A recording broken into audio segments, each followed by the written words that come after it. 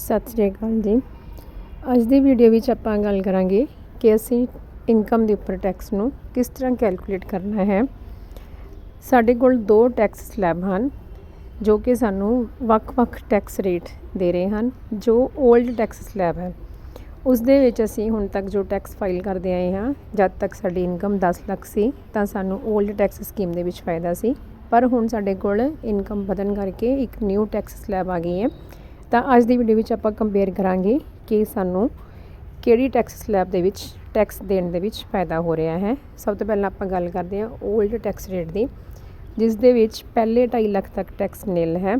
ਅਗਲੇ 2.5 ਲੱਖ ਮੀਨਸ ਕਿ ਜੇ ਇਨਕਮ 2.5 ਲੱਖ ਤੋਂ ਉੱਪਰ ਤੇ 5 ਲੱਖ ਤੋਂ ਥੱਲੇ ਹੈ ਤਾਂ ਜੋ ਡਿਫਰੈਂਸ ਇਨਕਮ ਹੈ ਉਸ ਦੇ ਉੱਪਰ 5% ਟੈਕਸ ਲੱਗੇਗਾ। ਫਿਰ ਉਸ ਤੋਂ ਬਾਅਦ ਅਗਰ ਇਨਕਮ ਸਾਡੀ 5 ਲੱਖ ਤੋਂ 10 ਲੱਖ ਦੇ ਵਿੱਚ ਆ ਰਹੀ ਹੈ ਤਾਂ ਜੋ 5 ਲੱਖ ਤੋਂ ਉੱਪਰ ਅਮਾਊਂਟ ਹੋਏਗਾ ਉਸ ਦੇ ਉੱਪਰ 20% ਟੈਕਸ ਲੱਗੇਗਾ। ਅਗਰ ਇਨਕਮ 10 ਲੱਖ ਤੋਂ ਉੱਪਰ ਹੈ ਤਾਂ 10 ਲੱਖ ਤੋਂ ਉੱਪਰ ਦਾ ਜੋ ਅਮਾਊਂਟ ਬਚਿਆ ਉਸ ਦੇ ਉੱਪਰ 30% ਟੈਕਸ ਲੱਗੇਗਾ। ਇਹ ਸਨ 올ਡ ਟੈਕਸ ਰੇਟ। ਤੇ ਨਿਊ ਟੈਕਸ ਰੇਟ ਜੋ ਕਿ ਨਿਊ ਟੈਕਸ ਸਲੈਬ ਹੈ ਉਸ ਦੇ ਵਿੱਚ ਪਹਿਲੇ 3 ਲੱਖ ਤੱਕ ਟੈਕਸ ਨਿਲ ਹੈ। ਉਸ ਤੋਂ ਅੱਗੇ 3 ਲੱਖ ਤੋਂ 6 ਲੱਖ ਤੱਕ, ਮਤਲਬ ਕਿ ਜੇ ਇਨਕਮ 3 ਲੱਖ ਤੋਂ ਉੱਪਰ ਹੈ ਪਰ 6 ਲੱਖ ਤੋਂ ਥੱਲੇ ਹੈ ਤਾਂ ਉਸ ਦੇ ਉੱਪਰ 5% ਟੈਕਸ ਪਏਗਾ। ਜੇ ਇਨਕਮ 6 ਲੱਖ ਤੋਂ 9 ਲੱਖ ਦੇ ਵਿੱਚ ਹੈ ਤਾਂ ਜੋ ਟੈਕਸ ਡਿਫਰੈਂਸ 3 ਲੱਖ ਆ ਰਿਹਾ ਉਸ ਦੇ ਉੱਪਰ 10% ਪਏਗਾ। ਅਗਲੀ 9 ਲੱਖ ਤੋਂ 12 ਲੱਖ ਤੱਕ 15% ਟੈਕਸ ਪਏਗਾ। ਉਸ ਤੋਂ ਬਾਅਦ 12 ਲੱਖ ਤੋਂ 15 ਲੱਖ ਤੱਕ 20% ਟੈਕਸ ਪਏਗਾ। ਜੇਕਰ ਇਨਕਮ ਸਾਡੀ 15 ਲੱਖ ਤੋਂ ਉੱਪਰ ਹੈ, ਮਤਲਬ ਜਿੰਨਾ ਅਮਾਊਂਟ ਸਾਡਾ 15 ਲੱਖ ਤੋਂ ਉੱਪਰ ਬਚ ਜਾਂਦਾ ਹੈ ਤਾਂ ਉਸ ਦੇ ਉੱਪਰ 30% ਟੈਕਸ ਪਏਗਾ। ਹੁਣ ਅਸੀਂ ਇਸ ਟੈਕਸ ਰੇਟ ਨੂੰ ਅਮਾਊਂਟਸ ਦੇ ਵਿੱਚ ਕੈਲਕੂਲੇਟ ਕਰਕੇ ਦੇਖਦੇ ਹਾਂ ਕਿ ਟੈਕਸ ਕਿਸ ਤਰ੍ਹਾਂ ਕੈਲਕੂਲੇਟ ਹੋਏਗਾ। ਇੱਥੇ ਅਲੱਗ-ਅਲੱਗ ਦਿੱਤੀਆਂ ਹੋਈਆਂ ਨੇ ਟੈਕਸ ਰੇਟ ਦਿੱਤੇ ਹੋਏ ਨੇ ਔਰ ਅਸੀਂ ਦੇਖਦੇ ਹਾਂ ਗ੍ਰੋਸ ਸੈਲਰੀ। ਜੇਕਰ ਸਾਡੀ ਇਸ ਫਾਈਨੈਂਸ਼ੀਅਲ ਈਅਰ ਦੇ ਵਿੱਚ ਗ੍ਰੋਸ ਇਨਕਮ 12,70,000 ਹੈ ਤਾਂ ਉਸ ਦੇ ਵਿੱਚੋਂ ਅਸੀਂ ਸਟੈਂਡਰਡ ਡਿਡਕਸ਼ਨ 50,000 ਕਰਾਂਗੇ ਅਤੇ ਉਸ ਦੇ ਨਾਲ ਹੀ ਅਸੀਂ ਸੇਵਿੰਗ ਜੋ 1.5 ਲੱਖ ਤੱਕ ਦੀ ਉਹ ਮਾਈਨਸ ਕਰਾਂਗੇ। ਇਹ ਆਪਾਂ 올ਡ ਟੈਕਸ ਸਲੈਬ ਦੀ ਗੱਲ ਕਰ ਰਹੇ ਹਾਂ। ਅਤੇ ਉਸ ਦੇ ਨਾਲ ਹੀ ਅਗਰ 80 CCD ਵਿੱਚ ਕੋਈ ਤੁਹਾਡੀ ਜਿਸ ਤਰ੍ਹਾਂ NPS ਵਿੱਚ ਲਗਾਈ ਹੋਈ ਹੈ, ਇਨਵੈਸਟਮੈਂਟ ਕੀਤੀ, ਉਹ ਮਾਈਨਸ ਹੋ ਜਾਏਗੀ, ਜਾਂ ਹਾਊਸ ਰੈਂਟ ਪੇ ਕਰ ਰਹੇ ਹੋ ਮਾਈਨਸ ਹੋ ਜਾਏਗਾ। ਅਤੇ ਡਿਵੈਲਪਮੈਂਟ ਟੈਕਸ ਜੋ ਅਸੀਂ 200 ਪਰ ਮੰਥ ਦੇ ਰਹੇ ਹਾਂ ਉਹ ਮਾਈਨਸ ਹੋ ਜਾਏਗਾ। ਤਾਂ ਸਾਡੀ ਟੈਕਸੇਬਲ ਇਨਕਮ ਬਚਦੀ ਹੈ 10,68,000 ਸਮਥਿੰਗ।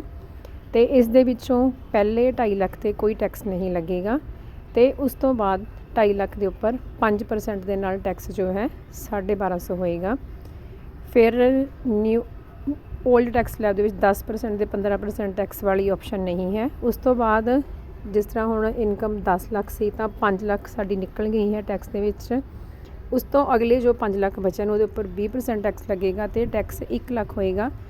ਹੁਣ ਦੇਖੋ 2.5 ਲੱਖ 'ਤੇ ਟੈਕਸ ਨਹੀਂ ਸੀ, ਅਗਲੇ 2.5 'ਤੇ ਅਸੀਂ 5% ਪੇ ਕੀਤਾ, ਅਗਲੇ 5 'ਤੇ ਅਸੀਂ 20% ਪੇ ਕੀਤਾ ਅਤੇ ਇਹ ਟੋਟਲ ਜੋ 10 ਲੱਖ ਰੁਪਇਆ ਹੋ ਗਈ ਹੈ। ਅਤੇ ਸਾਡੀ ਟੋਟਲ ਇਨਕਮ ਹੈਗੀ 10,68,000। 10 ਲੱਖ ਇਨਕਮ ਦੇ ਟੈਕਸ ਕੈਲਕੂਲੇਟ ਕਰ ਲਿਆ ਅਤੇ ਜੋ ਸਾਡੇ ਕੋਲ 68,000 ਬਚੇ ਸੀ ਉਸ ਦੇ ਉੱਪਰ ਅਸੀਂ 30% ਟੈਕਸ ਕੈਲਕੂਲੇਟ ਕਰਾਂਗੇ ਜੋ ਕਿ ਅਮਾਊਂਟ ਸ਼ੋ ਹੋ ਰਿਹਾ। ਤਾਂ ਇਸ ਤਰ੍ਹਾਂ ਟੋਟਲ ਟੈਕਸ ਜੋ ਬਣਿਆ 1,33,000 ਸਮਥਿੰਗ ਬਣਿਆ। ਤਾਂ ਇਸ ਦੇ ਉੱਪਰ 4% ਜੋ ਕਿ ਐਜੂਕੇਸ਼ਨ ਸੈਸ ਲੱਗੇਗਾ, ਉਹ ਹੋ ਗਿਆ ਆਪਣਾ 5,000 ਪਲੱਸ। ਤਾਂ ਇਸ ਤਰ੍ਹਾਂ ਆਪਣੀ ਟੋਟਲ ਟੈਕਸ ਜੋ ਬਣਿਆ 1,38,000 ਅਬਵ ਬਣ ਗਿਆ। ਤਾਂ ਇਸ ਦੇ ਵਿੱਚੋਂ ਅਸੀਂ 77,000 ਐਡਵਾਂਸ ਪੇ ਕੀਤਾ ਸੀ ਅਤੇ ਬਾਕੀ ਜੋ ਟੈਕਸ ਆ ਉਹ ਅਸੀਂ 61,000 ਪੇ ਕਰ ਦੇਵਾਂਗੇ। ਇਹ ਕੈਲਕੂਲੇਸ਼ਨ ਸੀ ਸਾਡੀ 올ਡ ਟੈਕਸ ਸਲੈਬ ਦੇ ਵਿੱਚ। ਹੁਣ ਅਸੀਂ ਨਿਊ ਟੈਕਸ ਸਲੈਬ ਦੇ ਵਿੱਚ ਦੇਖਾਂਗੇ। ਸੇਮ ਇਨਕਮ ਹੈ ਤਾਂ ਉਸ ਦੇ ਵਿੱਚੋਂ 50,000 ਅਸੀਂ ਡਿਡਕਸ਼ਨ ਕਰ ਦੇਣੀ ਹੈ ਸਟੈਂਡਰਡ ਡਿਡਕਸ਼ਨ। ਅਤੇ ਇੱਕ ਗੱਲ ਧਿਆਨ ਰੱਖਿਓ ਕਿ ਨਿਊ ਟੈਕਸ ਸਲੈਬ ਦੇ ਵਿੱਚ ਕੋਈ ਵੀ ਸੇਵਿੰਗ ਜੋ ਹੈ ਉਹ ਇਨਕਲੂਡ ਨਹੀਂ ਹੁੰਦੀ। ਇਸ ਦੇ ਵਿੱਚ ਸਿਰਫ ਸਟੈਂਡਰਡ ਡਿਡਕਸ਼ਨ ਮਾਈਨਸ ਹੋਏਗੀ। ਤਾਂ ਸਾਡੀ ਟੈਕਸੇਬਲ ਇਨਕਮ ਜੋ ਹੈ 12,20,850 ਬਚ ਗਈ ਹੈ।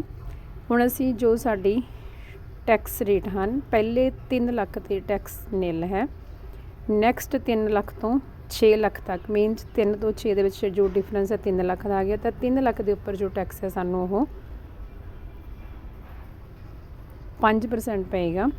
ਉਸ ਤੋਂ ਅੱਗੇ ਜੋ ਨੈਕਸਟ 3 ਲੱਖ ਹੈ ਉਸ ਦੇ ਉੱਪਰ ਸਾਨੂੰ ਟੈਕਸ 10% ਪਏਗਾ, 30,000 ਹੋ ਗਿਆ। ਉਸ ਤੋਂ ਅਗਲੇ ਜੋ 3 ਲੱਖ ਹਨ, ਮੀਨਸ ਕਿ 9 ਲੱਖ ਤੋਂ ਲੈ ਕੇ 12 ਲੱਖ ਤੱਕ ਜੋ ਟੈਕਸ ਹੈ ਉਹ ਸਾਨੂੰ 15% ਨਾਲ ਪਏਗਾ, ਜੋ ਕਿ 45,000 ਹੋ ਗਿਆ। ਹੁਣ ਅਸੀਂ ਦੇਖਦੇ ਹਾਂ ਕਿ ਇਸ ਦੇ ਵਿੱਚ ਜੋ ਨਿਊ ਟੈਕਸ ਸਲੈਬ ਹੈ ਉਸ ਦੇ ਵਿੱਚ 3 ਲੱਖ ਦੇ ਗਰੁੱਪ ਬਣਾਏ ਹੋਏ ਹਨ। ਅਸੀਂ ਪਹਿਲੇ 3 ਲੱਖ ਤੇ ਟੈਕਸ ਨਿਲ, ਅਗਲੇ 3 ਲੱਖ ਤੇ 5% ਕੈਲਕੂਲੇਟ ਕੀਤਾ, ਨੈਕਸਟ 3 ਲੱਖ ਤੇ 10%, ਨੈਕਸਟ 3 ਲੱਖ ਤੇ 15% ਕੈਲਕੂਲੇਟ ਕੀਤਾ, ਤਾਂ ਅਸੀਂ 12 ਲੱਖ ਤੱਕ ਕੈਲਕੂਲੇਟ ਕਰ ਲਿਆ ਹੈ। ਹੁਣ ਸਾਡੇ ਕੋਲ ਟੋਟਲ ਇਨਕਮ ਹੈਗੀ 12,20,850 ਤੇ 12 ਲੱਖ ਤੋਂ ਬਾਅਦ ਸਾਡੇ ਕੋਲ ਬਾਕੀ ਇਨਕਮ ਬਚ ਗਈ ਹੈ 20,850 ਤੇ 20,850 ਦੇ ਉੱਪਰ ਅਸੀਂ ਕੈਲਕੂਲੇਟ ਕਰਾਂਗੇ ਟੈਕਸ 20% ਦੇ ਨਾਲ, ਜੋ ਕਿ 4,000 ਬਣਿਆ ਹੈ।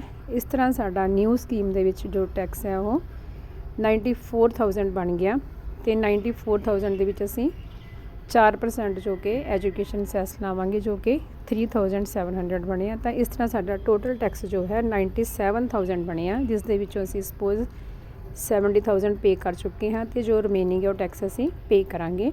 ਇਸ ਤਰ੍ਹਾਂ ਜਦੋਂ ਅਸੀਂ ਦੋਨੋਂ ਟੈਕਸ ਰੇਟ ਨੂੰ ਕੰਪੇਅਰ ਕਰਦੇ ਹਾਂ ਤਾਂ ਸੇਮ ਇਨਕਮ ਤੇ ਓਲਡ ਟੈਕਸ ਰੇਟ ਦੇ ਨਾਲ ਸਾਡਾ ਟੈਕਸ ਬਣਦਾ ਹੈ 1,38,000, ਪਰ ਨਿਊ ਟੈਕਸ ਰੇਟ ਨਾਲ ਟੈਕਸ ਬਣਦਾ ਹੈ 97,000 ਪਲੱਸ। ਸੋ ਅਗਰ ਤਾਂ ਸਾਡੀ ਇਨਕਮ 10 ਲੱਖ ਤੋਂ ਉੱਪਰ ਹੈ ਤਾਂ ਸਾਨੂੰ ਨਿਊ ਟੈਕਸ ਸਲੈਬ ਦੇ ਵਿੱਚ ਫਾਇਦਾ ਹੋ ਰਿਹਾ ਹੈ।